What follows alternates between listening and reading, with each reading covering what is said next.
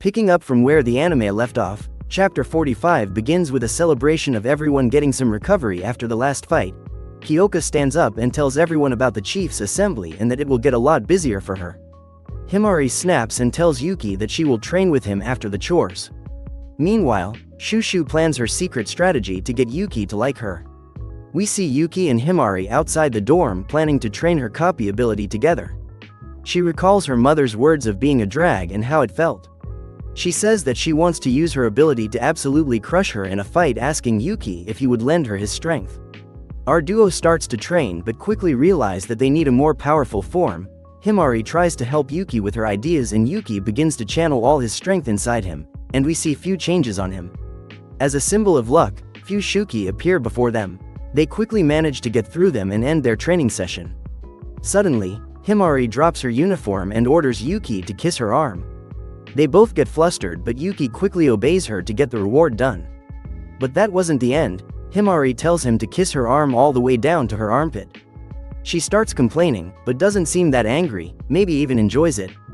After that, alone in bath, she starts to wonder what will be the next reward about. In the next panel, we see Kyoka barging into the living room telling Yuki that he will come with her. Apparently the commander requested for him to come. Nei asks Shushu if she knows anything about this, but she is already out of it. Yuki starts to put on his uniform as Kyoka tells him not to lose his nerves. Chapter 45.5 is an extra, continuing the reward in Chapter 45. After some time of Himari and Yuki training together, there is another reward for Yuki's hard work. Himari starts off with dropping her uniform and her bra afterwards. She also orders Yuki to kiss her again, but it won't be her arm, this time it's her back. Himari tries her hardest not to make a sound as Yuki starts kissing her. But suddenly, she starts unzipping her pants and tells him that this is also going to be a kissing reward all the way to the base of her back as she shows a bit of her butt. Her words of this being indecent contradict, as she looks like she's starting to enjoy it herself. At the end, alone in bath, she wonders what the next reward is going to be about. Chapter 46 starts off with Yuki tying his boots as Kyoka warns him not to make eye contact with Commander Yamashiro. Yuki asks if it is because of her peach ability, but that is dismissed by Kyoka. She doesn't want the commander to take interest in him and Yuki starts being worried. For the first time we see the Anti-Demon Corps headquarters located at the 10th unit. We meet a new face greeting Kyoka rather rudely, talking about how late she is. Yuki averted his eyes as he thought this was the commander, but he couldn't be more wrong as Kyoka tells him this is a chief of the 2nd unit, Mira Kamiunten. She congratulates Kyoka for claiming her revenge but warns her not to go senile. Their eyes and something a bit lower meet point blank as they claim to each other that they will be the next commander. Averting her gaze, Mira shifts her deadly gaze at Yuki and tells him that he will die. That is because of Yuki's untied lace, and afterward warns him that slip up like this in Mato might kill him. Yuki thanks her and Mira nods. I guess she is just a tsundere. Walking through the headquarters, Yuki compliments how clean it is as Kyoka tells him that it has 3 gates to their world. They meet a new face, a girl named Belle Tsukuyono that is also chief of the 3rd unit.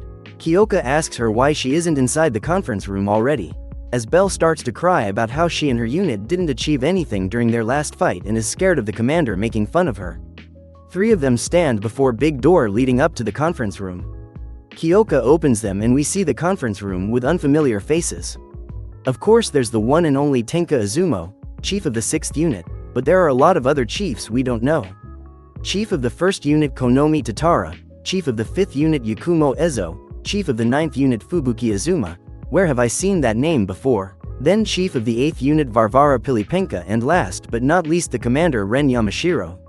Yuki quickly remembers what Kyoka tells him about eye contact with the commander, but he gets tempted and peeks a bit. What meets him is not a friendly look, it's a deadly gaze into his soul. Yuki gets startled as Ren quickly changes her expression and greets all of the present personnel with a warm smile and announces start of the chief's assembly. First panel of chapter 47 shows us all of the new chiefs that we've met in the last chapter. Then an old granny, named Ryu Mayuga, announces her stepping down from the position of a chief, and the one chief instead of her being Konomi that brightly greets everyone. Introducing herself, Konomi reveals she is still in high school. Ryu also tells everyone that Konomi is her disciple and that she has the potential to become a commander in future. Kyoka reveals that she is also Ryu's disciple and that she won't fall behind Konomi. Ren just laughs this off as she doesn't think anyone beside her can be a commander, as we see everyone else have an opinion on this matter including Yakumo, Mira, Kyoka and even Fubuki. Although cheerful from outside view, Yuki's getting chills from all this. Ren then continues to the next main topic, the 8 gods of thunder. There's just a comment from Yakumo how cute they look as opposed to their goal to bring humanity into ruins. They talk about which one of them attacked what unit. The conclusion that Ren takes from this is that a chief can defeat these gods. The commander orders all of the chiefs to work together to get rid of these gods with no exception. Konomi jumps from her seat full of energy and Ren just laughs. But onto a more pressing matter, Ren acknowledges how Bell's 3rd unit worries her, and to compensate this issue, she herself will have a special training with Bell within Jinna's barrier that makes all injuries healed and non-lethal. Kyoka gets up from her seat to discuss how it's not enough to just defend themselves, but to make a strategic attack themselves. Ren plays it off by giving her a statistic of having less Mato disaster victims from the time she was appointed the commander and using her policy. Both Tenka and Kyoka avoided mentioning Onmyo agency as they don't have any proof or evidence yet. Next, Ren points to Yuki and tells everyone to think of him more like equipment because of Kyoka's ability. Yuki introduces himself and Tenka starts clapping. Fubuki turns around and has a little chat with him, and it is finally revealed that she is Himari's and Yachio's mom as Yuki thinks how young she looks. Next second, an alarm sets off and Gianna storms into the conference room telling everyone that a large Shuki army is coming their way. Everyone gets up, but Yakumo, instead of going outside getting ready to fight, starts groping Bell everywhere she can, telling her not to be so scared when there is every chief, meanwhile giving us a feast for our eyes. Ren orders Konomi, Mira, Yakumo and Fubuki to intercept them. Last panel rolls as we see what Ren thinks. She won't forget anyone who dares to attack Anti-Demon HQ and that the enemy leader will be punished by her. Chapter 48 starts off by Kyoka demanding to be let outside to help others as defense does not suit her. Meanwhile, Ren takes interest in Yuki's strong muscles. Konomi reports to others about their easy fight against some troublesome Shuki, but they were no match against the chiefs. Yakumo comments about how some have instantly exploded when they were hit, and Fubuki further says that someone had to give them this ability. Yuki is absolutely stunned by the speed it took the chief to neutralize their threat. Jinna reports to Ren that the search squad found the perpetrators that tried to attack them. Ren orders Kyoka and Yuki to help her deal with them, while the orders stay behind.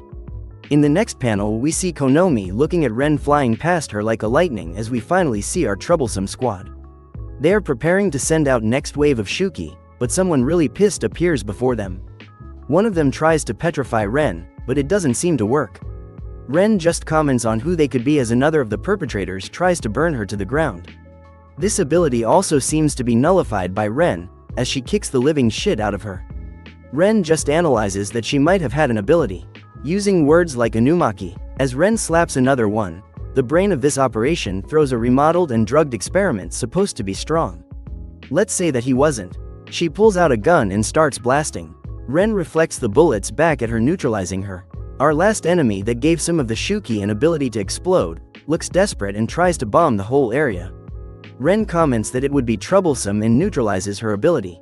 Talking calmly, she recalls her time as a child and talks about being excited looking at maps of remote places. Ren walks to her and taps on her forehead, saying if she could do her a favor, taking a look at the bottom of the sea. Next scene shows us our perpetrator being teleported to a seafloor. Kyoka and Yuki arrived, but the damage was already done. Ren cleaned the place up. Kyoka reveals that all this is possible because of Ren's ability called Virokana.